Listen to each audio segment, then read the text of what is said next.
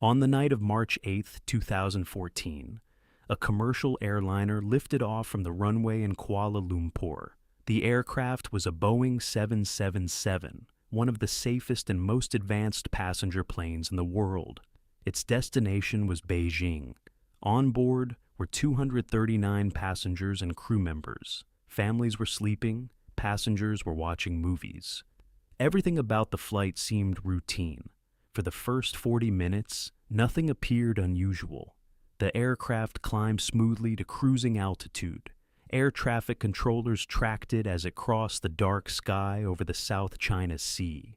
Then something strange happened. The plane's transponder suddenly stopped transmitting. To radar systems, the aircraft had simply disappeared. There was no distress call, no emergency signal, no warning, just silence. But what investigators would later discover made the mystery even more disturbing. Military radar showed that the plane had not crashed. Instead, it had turned around, and it was flying back across Malaysia in the middle of the night. Then it vanished again, this time far out over the Indian Ocean. The aircraft was never seen again, and one of the greatest aviation mysteries in history had just begun. As Flight 370 approached the border between Malaysian and Vietnamese airspace, everything still appeared normal. Air traffic control in Kuala Lumpur prepared to hand the aircraft over to controllers in Ho Chi Minh City. This routine handoff happens on thousands of flights every day. Before leaving Malaysian airspace, the pilot transmitted a short message. It would become the last confirmed communication from the aircraft. The words were calm and ordinary. "Good night, Malaysian 370. Those would be the final words heard from the cockpit. Moments later, the aircraft's transponder stopped transmitting. To civilian radar systems, the plane had suddenly vanished. Controllers in Vietnam waited for the aircraft to appear on their radar, but the signal never came. At first, no one thought it was a disaster.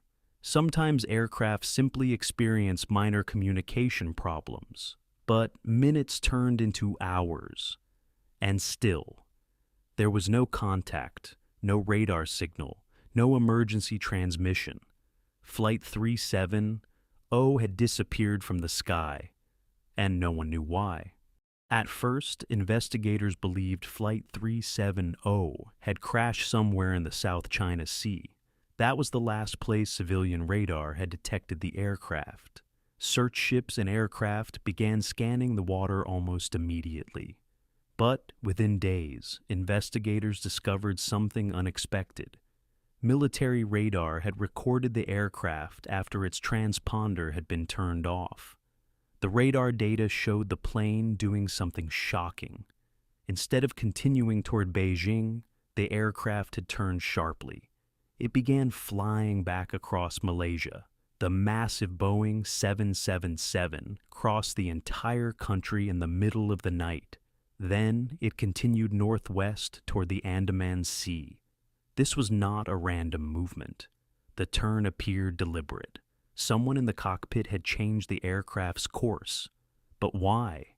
Investigators soon realized something even more disturbing. The aircraft continued flying for hours after it disappeared from radar, meaning the plane was still in the air long after the world thought it was gone. But where was it going, and who was controlling it? Those questions would launch one of the largest search operations in aviation history. As search teams scanned the waters of the South China Sea, investigators were still trying to understand one crucial question. How long had Flight 370 stayed in the air? The answer came from an unexpected source, a communications satellite. Even after the aircraft's transponder had been turned off, the plane continued sending small automated signals to a satellite high above the Earth. These signals were not voice transmissions. They were simple electronic handshakes. Each handshake confirmed that the aircraft's systems were still powered on. Investigators analyzed these signals carefully, and what they discovered was astonishing. The satellite had continued receiving signals from the aircraft for more than 6 hours after it disappeared from radar. That meant the plane had flown thousands of kilometers after its last known position. By measuring the timing of the satellite signals, engineers were able to estimate the aircraft's possible flight path. 2 possible corridors emerged. One path stretched north across Asia. The other stretched far south into the empty Indian Ocean. As investigators examined radar coverage across Asia, they found no evidence the aircraft had flown north. That left only one terrifying possibility. Flight 370 had flown deep into one of the most remote oceans on Earth, and somewhere in that vast darkness, the aircraft had vanished.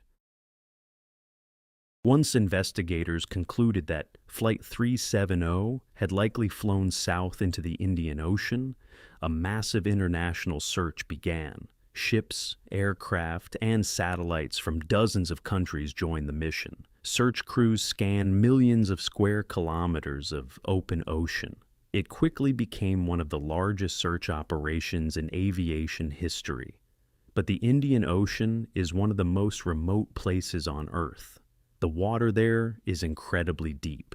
In some places, the ocean floor lies more than 6,000 meters below the surface. For weeks, search teams found nothing. No debris, no oil slick, no life jackets. It was as if the aircraft had completely disappeared. Months passed, then years.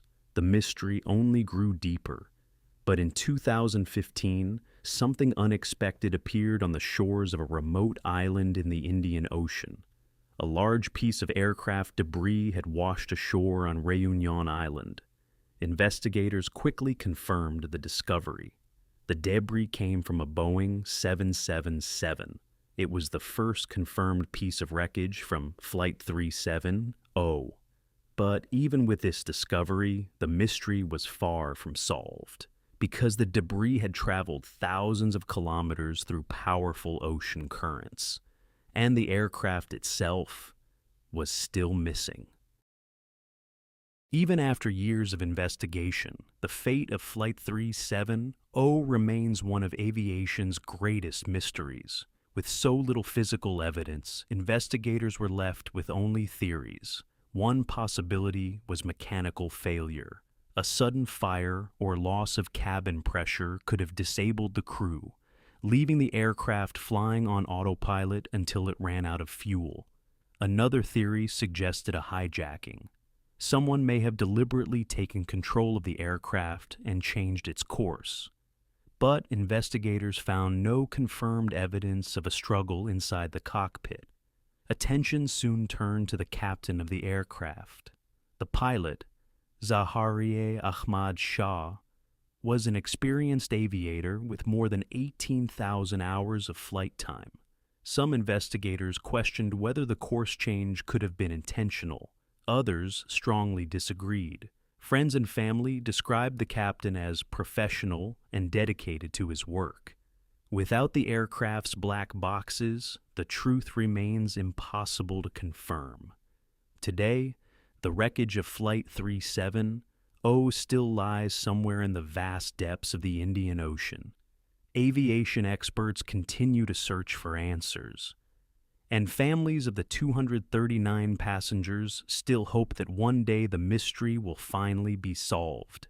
Because until the aircraft is found, the disappearance of Flight 370 will remain one of the greatest unsolved mysteries in modern history.